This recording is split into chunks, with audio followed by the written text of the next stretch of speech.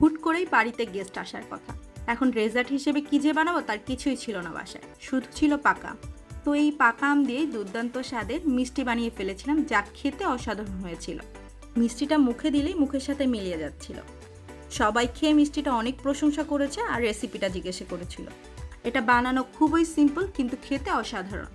তো আম ফুরিয়ে যাওয়ার আগে অবশ্যই একবার ট্রাই করে দেখতে পারেন, আশা করছি আপনাদের কাছে ভালো লাগবে।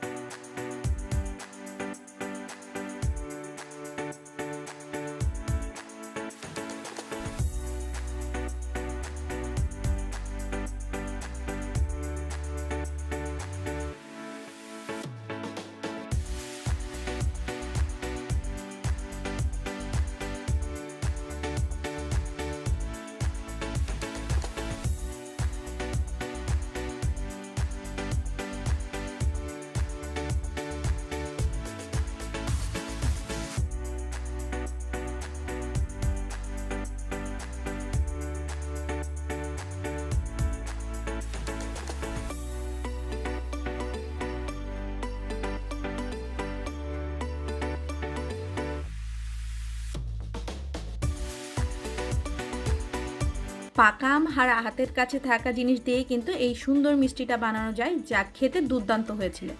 আম ফুরিয়ে যাওয়ার আগে আপনারা অবশ্যই একবার ট্রাই করে দেখতে পারেন। আমের সিজনে অতিথি আপ্যায়নের বেস্ট ডেজার্ট আইটেম হিসেবে এটা রাখতে পারেন। আজকে এই পর্যন্তই। সবাই ভালো থাকবেন আর আমাদের জন্য দোয়া করবেন। আসসালামু আলাইকুম।